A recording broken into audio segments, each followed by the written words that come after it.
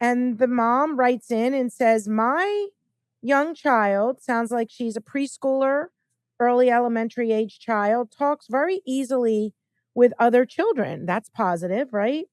However, she becomes very bossy, mean, and physical with friends when she doesn't get her way or get what she wants. Do you have any guidance on this? So this is Yeah. a loaded question, and we could probably spend an hour just on children and difficult behaviors. That's one of the things we often see. But I think it's important that we kind of frame this for this family and kind of give them Mhm. some guidance to move forward. Any thoughts, Dr. Jenna, you want to start out with? Sure. So like you said, I think that is a loaded question. I think a few things to kind of keep in mind. First thing I always am curious about is what is maybe going on for this specific child? Are there any potential like underlying whys of SM? Specifically, I'm thinking about, a lot of our kids that maybe have some sensory challenges or some of our kids who might have some other, developmental aspects. They potentially could feel dysregulated at various times of their life. And so what I'm hearing a lot of is it's great that the child's comfortable, but I'm wondering if for whatever reason the dysregulation piece is what's been really challenging at this point for this child. And so there's a lot of aspects to help with that. And again, the fact that they're playing with their friends and they're feeling comfortable is great. But another aspect of feeling bossy is also maybe feeling in control. And we know that selective mutism is a social communication anxiety. And so part of me also wonders if that could be a coping mechanism for that child to feel in control, feel like their play is predictable, that they can choose what they want to do. Because many other areas of life, maybe they feel very out of control.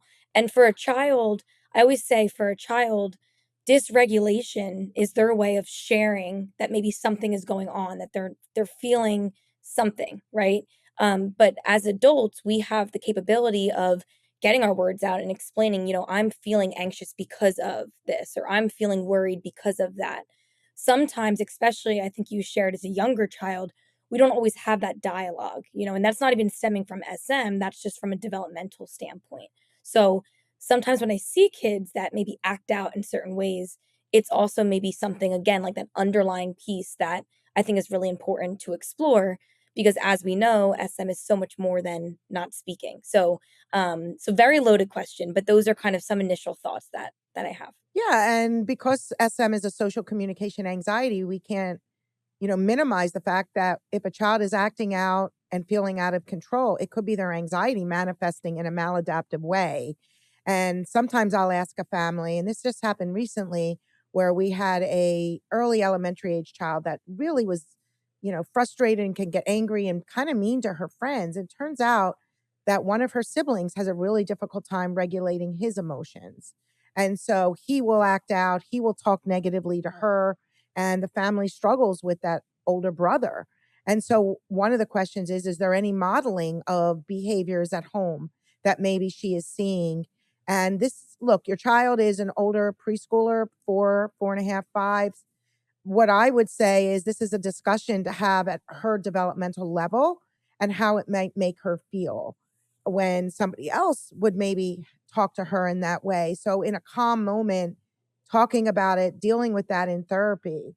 And one of the things we, talk about a lot is SM being a social communication anxiety and having factors, not just necessarily a shy, timid child or not necessarily a sensory based only child, but that there's other whys that contribute. So, what I would want to know is does this child have social reciprocity, social interest as she's, 4.5, 5 years old? So is there significant rigidity in her behaviors at home and out and about? Is there a lot of sensory dysregulation? Is there executive function or attention regulation difficulties? And what is her pretend play like when she's at home in the comfort of her environment? So these are the questions that I would want to ask. It's not treat to speak. How do we get her to speak? She's actually speaking, but it sounds like there's some other behaviors going on. And is it anxiety driven and more just emotional dysregulation and maturity? Or listen to me, or I'm so much to say, I'm like saying it like discombobulated, or are there other things going on?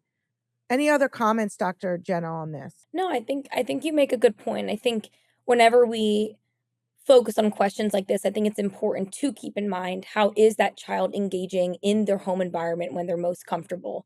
And so if we're still seeing some of these challenges, like you're saying, maybe with parents and or with siblings, there could be some other aspects that are going on. And I think again, that's where working with your treatment provider and really trying to create, a good game plan for how we can help navigate that, I think is going to be really important because, like you said, for a child who's 4.5 or so, they might need some prompting or some facilitation for them to learn, various skills. No, thank you. I think this is great insight for this family. And one of the things that we do with these Ask Dr. E and Ask Dr. Jenna questions is we will notify the family and let them know, hey, on this episode, we've answered your questions.